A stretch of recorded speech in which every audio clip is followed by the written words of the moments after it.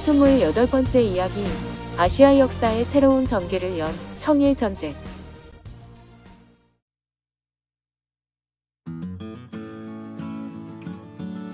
(1870년) 중국과 일본은 중일 수호 조약을 체결했는데 두 나라가 협상을 시작할 무렵에는 비교적 대등하게 협상을 하고 있었습니다. 그러나 타이완에서 육교 어민 학살 사건이 발생하자 분위기가 달라졌는데, 이 사건을 빌미로 일본이 청나라에 압력을 가했고 결국 조약은 불평등 조약의 성격을 띠게 되었습니다. 일본 정부는 육교 어민 학살 사건에 대처하는 청나라 조정의 자세를 보고 그들의 정치 상황을 쉽게 파악할 수 있었습니다. 메이지 유신 이후 일본 경제는 급격히 성장했고 경제 발전은 불사력 발전으로 이어졌는데, 일본은 낙후된 아시아 국가들에 대한 침략 야욕을 노골적으로 드러내기 시작했습니다. 가장 먼저 희생된 나라는 지리적으로 일본에 가까운 한반도와 중국 대륙이었는데, 1894년 일본과 청나라 사이에는 아시아 역사의 새로운 전개를 열게 될 청일전쟁이 터졌습니다. 일본 군대는 육교 어민 학살 사건을 핑계 삼아 타이완을 점령해 앞으로 시작될 태평양 전쟁의 전략적 요충지로 삼으려고 타이완에 상륙하게 됩니다. 하지만 이 행동에서 일본은 별로 이익을 보지 못하는데, 선전포고 없이 타국 영토를 무력 침공한 일본을 비난하는 국제 여론이 형성되었고, 일본의 군사적 역량도 예상에 못 미친 것입니다. 약 3개월 만에 승산이 났다고 판단한 일본은 체면을 차리려고 형식적 평화 회담을 요구했습니다.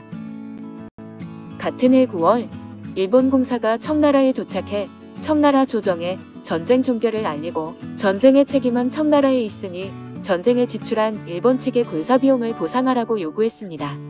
일본 측의 요구에 과한 면이 있음에도 청나라 조정은 순순히 학살 사건으로 목숨을 잃거나 피해를 입은 사람들을 위해 배상할 의사가 있다고 답했습니다.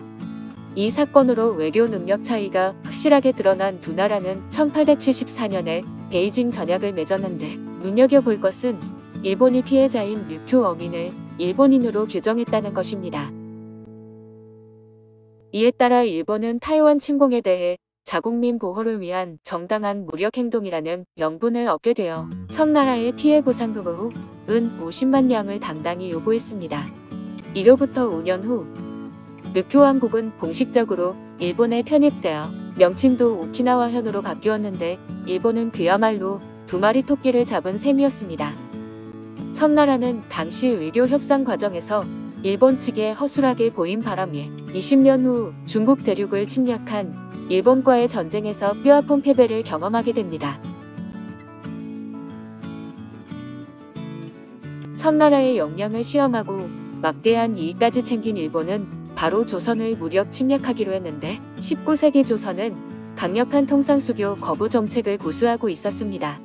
먼저 조선을 청나라의 속국이란 지위에서 해방시켜 독립국으로 만들기 위해 모든 외교적 수단을 동원해 조선 왕실을 설득했지만 녹록한 작업은 아니었습니다. 그러던 중 청나라와 프랑스의 전쟁이 발발했고, 프랑스와 싸우려고 정신이 없던 청나라는 조선의 변화에 민감하게 대처할 시기를 놓치고 말았습니다. 그러나 청나라는 프랑스와 전쟁을 통해 군사 수준이 현저히 향상되었고, 이를 의식한 일본은 다시 자국의 군사력을 더욱 끌어올리기 위해 사력을 다했습니다. 일본은 10년이 되기도 전인 1892년에 목표를 달성했는데, 육군 병력은 현역 6만 3천 명과 예비역 23만 명에 이르렀고, 해군 병력은 선박의 배수량을 기준으로 7만 2천 톤에 달했습니다. 이는 청나라 해군 북양수사의 역량을 웃도는 수준으로, 이로써 일본은 청나라와의 전면전에도 어느 정도 자신감이 붙었습니다. 북양수사는 청조 말기 중국의 현대화된 해군으로 1871년 북양대신 이홍장의 지원으로 건립되었는데, 1894년 청일 전쟁이 발발하기 전까지 극동에서 가장 강력한 해군 한대였습니다. 이 무렵 조선에서는 동학농민운동이 일어났는데, 이를 진압하려고 조선 조정이 청나라에 파병을 요청하자 일본도 자국 대사관과 국민을 보호한다는 명목으로 조선에 군사를 보냈습니다. 그리고 1894년 7월 25일 조선에 파견된 일본 군함이 서해 아산만에 정박하고 있던 청나라의 북양 함대를 급습해 청일 전쟁의 막이 올랐습니다. 일본 군대가 조선에 정박 중인 북양 함대를 습격했다는 소식은 다음 달에야 청나라 조정에 알려졌는데 청나라 조정은 벌집을 쑤신 듯 소란스러워졌습니다. 1894년은 내정 불안과 외세 압력 속에서 청나라 왕실의 자이태후가 환갑을 맞이했는데 서태후로 잘 알려진 자이태후는 청나라의 숨은 황제로서 우소부류의 권력을 휘두르고 있었습니다.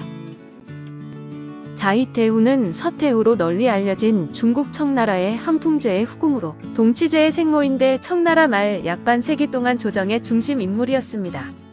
그녀의 환갑 행사를 앞두고 측근들은 이 불미스러운 일을 조용하게 처리하고자 했으나 광서제를 따르던 세력들이 일본의 도발을 응징해야 한다고 주장하고 나섰습니다.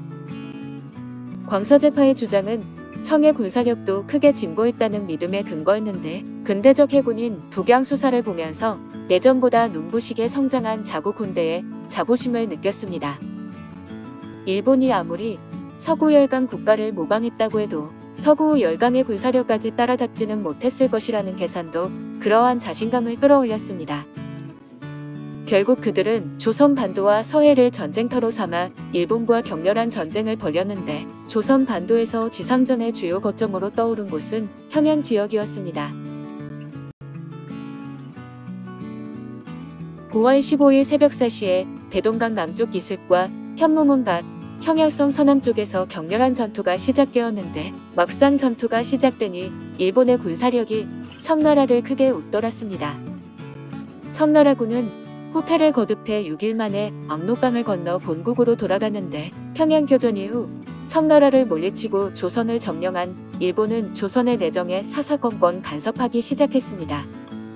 황해에서 발발한 양국의 전투에서는 양국이 자랑하는 해군의 역량을 최대한 쏟아부었는데 9월 17일에 북양 함대의 군함 10척과 일본 해군 함대 12척이 압록강 어귀에서 맞붙었습니다.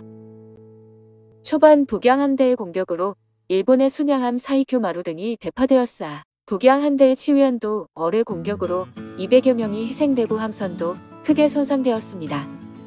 청나라는 4척 격침, 2척 파손으로 피해가 큰 반면에 일본 해군은 격침된 함선은 없고 순양함 3척과 기함 마쓰시마가 파손된 정도에 그쳐 일본 측의 대승이었습니다.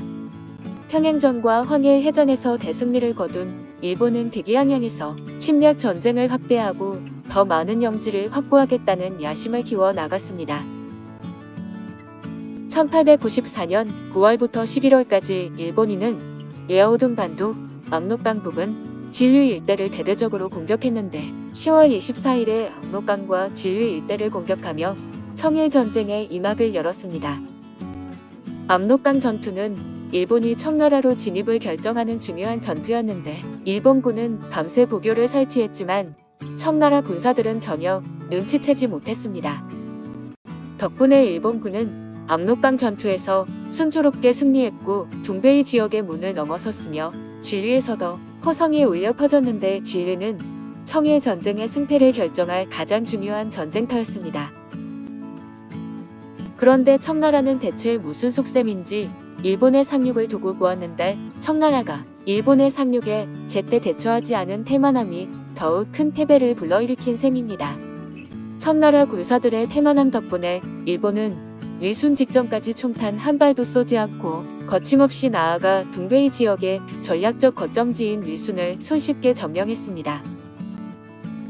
둥베이는 중국 북동부 랴오닝, 지린, 헤이룽장의 3성으로 이루어지는 지방을 말합니다. 일본이 위순을 점령하고 나서 일본 군대와 청나라 군대는 다시 웨이하이와 랴오둥에서 격전을 치렀는데 일본군이 진저우에 상륙했고 전투는 3주 동안 이어졌습니다. 결국 이 전투는 북양 함대를 전멸시킨 일본군의 일방적인 승리로 끝맺었고 웨이하이웨이 요새도 일본에 떨어졌는데 웨이하이웨이는 중화인민공화국 수립 이후 웨이하이로 바뀌었습니다. 청나라 군대가 연전연패하던 무렵 청나라 조정에서는 주전파가 힘을 잃고 평화로운 해결을 주장하는 주화파가 득세했는데 웨이하이에서의 패배는 주화파에 힘을 실어주는 결정적 계기가 되었습니다. 유약한 청나라 조정이 갈팡질팡하는 사이에 일본군은 강하게 몰아붙여 청나라의 요새들을 점령해 갔는데 청 조정이 뒤늦게 6만 대군을 파견했지만 형세는 되돌릴 수 없을 정도로 기울어 있었습니다. 결국 리아오둥 반도 일대는 전부 일본의 손아귀에 들어갔는데 청나라 조정은 평화회담을 열기로 하고 1895년 2월 11일 이홍장을 정권대사로 임명했습니다. 협상을 위해 일본으로 건너간 이홍장은 시모노세키에서 당시 일본의 내각총리 대신인 이토 히로부미, 외무성 대신 무스 무네미스와 함께 굴욕적인 시모노세키 조약을 체결했습니다. 시모노세키 조약 내용에는 청나라가 조선을 자주 독립국으로 인정하며 일본의 둥베이 지역의 리아오둥 반도와 남쪽의 타이완, 펑우 군도를 할양하기로 되어 있었습니다.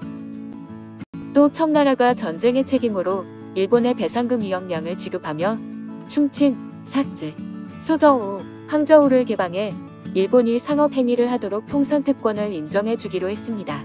이처럼 일본은 시모노세키 조약을 통해 막대한 이익을 약속받았는데 불만을 품은 러시아, 독일, 프랑스 3국이 반발하자 리아오둥 반도는 청나라에 반환하고 대신 은 3천량을 받아냈습니다.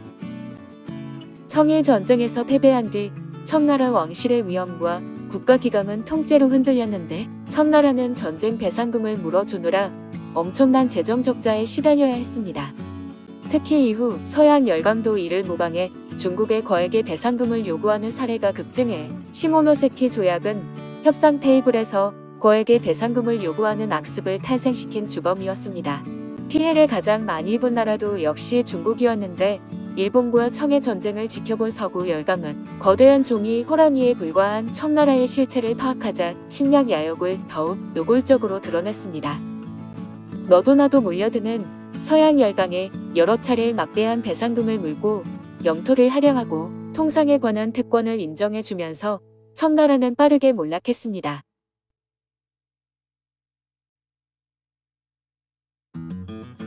29번째 이야기, 중국 둥베이와 조선을 다툰 러일전쟁로 이어집니다.